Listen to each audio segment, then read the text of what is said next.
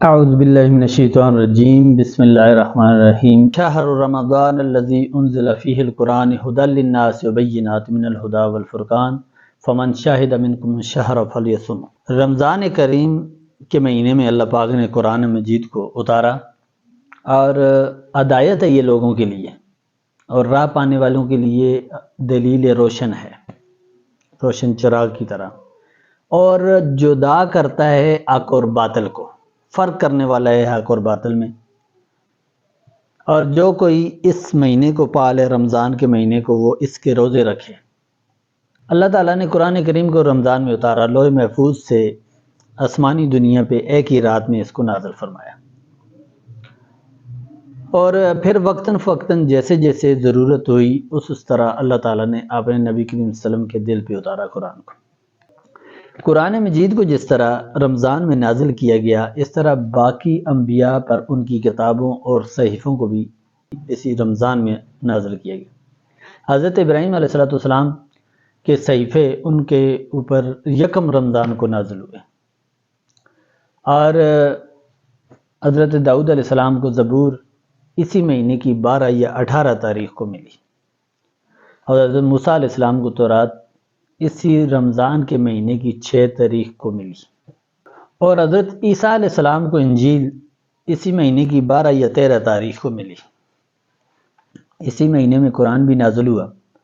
اسی مناسبت سے کہا جاتا ہے کہ اس مہینے میں قرآن کی تلاوت کا زیادہ سے زیادہ اہتمام کیا جائے۔ حضرت جبرائیل امین نبی کریم صلی اللہ علیہ وسلم کو ہر رمضان میں قرآن مجید سناتے تھے، اور ایک روایت میں آتا ہے کہ ہر رمضان میں نبی کریم صلی اللہ علیہ وسلم قرآن مجید حضرت جبرائیل امین کو سناتے تھے، اور اسی لحاظ سے علماء نے لکھا ہے کہ قرآن کا دور ہوتا تھا۔ اور اس مہینے میں جب اس مہینے کا روزے کا آغاز ہوتا ہے تو سحری سے روزے کا آغاز ہوتا ہے۔ سحری کے اہتمام کے بارے میں حدیث شریف میں آتا ہے، حضور نبی کریم صلی اللہ علیہ وسلم کا ارشاد ہے کہ اللہ اور اس کے فرشتے سحری کھانے والوں پر اپنی رحمت نازل فرماتے ہیں۔ سحری کھانے والوں کو ثواب ملتا ہے۔ سحری کھانے والے کے بارے میں حدیث شریف میں آتا ہے کہ جو لوگ سحری کے اہتمام کرتے ہیں، سحری کھاتے ہیں، ان کو اللہ تعالیٰ اپنی رحمت سے نوازتے ہیں اور ان کو اجر عطا فرماتے ہیں۔ نبی کریم صلی اللہ علیہ وسلم کا ارشاد ہے کہ یہود و نصارہ میں اور ہم میں سحری کھانے کا فرق ہے۔ نبی کریم صلی اللہ علیہ وسلم نے ایک جگہ پر یہ بھی ارشاد فرمایا کہ سحری کھایا کرو، اس میں اللہ نے اجر رکھا ہے۔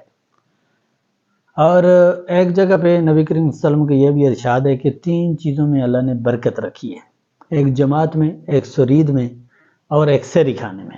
سحری کھا کر اس سے برکت حاصل کر کے صبح کی نماز کا اہتمام کرنا چاہیے، اور نماز کے بعد اللہ کا ذکر کرنا چاہیے۔ ایک حدیث شریف میں آتا ہے جس کا مفہوم ہے کہ تم 4 چیزوں کو اختیار کرو، جو چیزیں ہیں وہ اللہ کے لیے ہیں، اور 2 چیزیں جو ہیں ان کے سوا تمہارا کوئی چارہ کار نہیں۔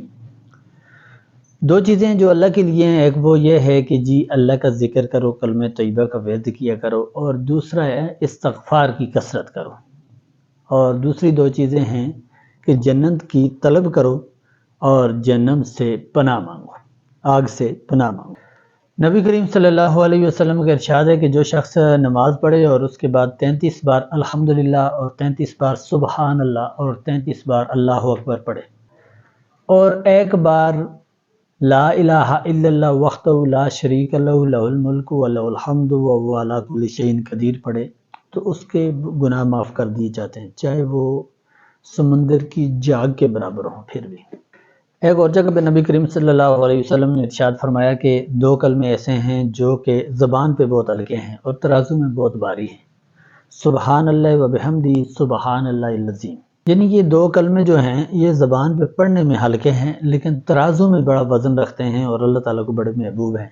امام بخاری رحمۃ اللہ تعالیٰ علیہ نے اپنی کتاب بخاری شریف کا جو اختتام ہے وہ اسی حدیث پہ کیا اور انہی کلمات پہ کیا ہے۔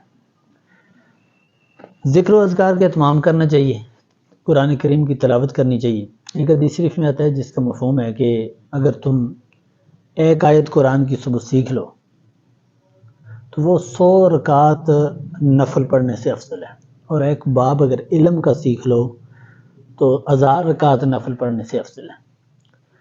تو اس رمضان میں ہم نے قرآن کریم کی تلاوت کرنی ہے اور اس کے ساتھ ساتھ علم کو سیکھنا ہے، وہ چیزیں سیکھنی ہیں کہ جو چیزیں اللہ تعالیٰ کے قرب حاصل کرنے میں ہمیں آسانی پیدا کریں، یعنی کہ دین کا علم سیکھنا ہے۔ عبداللہ بن عمر رضی اللہ تعالیٰ عنہ نبی کریم صلی اللہ علیہ وسلم کے ارشاد نقل کرتے ہیں کہ دلوں کو بھی زنگ لگ جاتا ہے جیسا لوہے کو پانی سے زنگ لگ جاتا ہے۔ تو صحابہ نے عرض کیا جی دلوں کی صفائی کا کیا طریقہ کار ہے؟